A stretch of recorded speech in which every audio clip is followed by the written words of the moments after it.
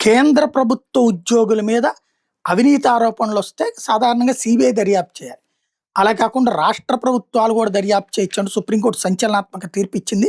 అవినీతి నిరోధక చట్టం కింద నమోదైన లంచం, అవినీతి కేసుల వ్యవహారంలో కేంద్ర ప్రభుత్వ ఉద్యోగి మీద ఛార్జ్‌షీట్ నమోదుతో పాటు దర్యాప్తు కూడా రాష్ట్ర పోలీసు అధికారులు చేపట్టొచ్చని సుప్రీంకోర్టు చెప్పింది.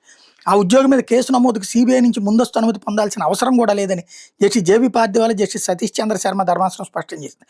అవినీతి నిరోధక చట్టం సెక్షన్ 17 ప్రకారం కేంద్ర రాష్ట్ర సంస్థలకు చెందిన నిన్నత హోదా కలిగిన పోలీసు అధికారి ఎవరైనా ఆ నేరారోపణలపై దర్యాప్తు చేయొచ్చని తెలిపింది. కేంద్ర ప్రభుత్వ ఉద్యోగుల మీద వచ్చే అవినీతి, దుష్ప్రవర్తన ఆరోపణల మీద రాష్ట్ర పోలీసు లేదా ప్రత్యేక విభాగం దర్యాప్తుని సెక్షన్ 17 అడ్డుకోబోదని ధర్మాసనం అభిప్రాయపడింది. అయితే వెసులుబాటుతో పాటు ఒకే పనిని 2 సంస్థలు చేయడాన్ని నివారించేందుకు గాను ఈ కేసులో దర్యాప్తును సాధారణంగా సీబీఐకి అప్పగిస్తుంటారని చెప్పింది.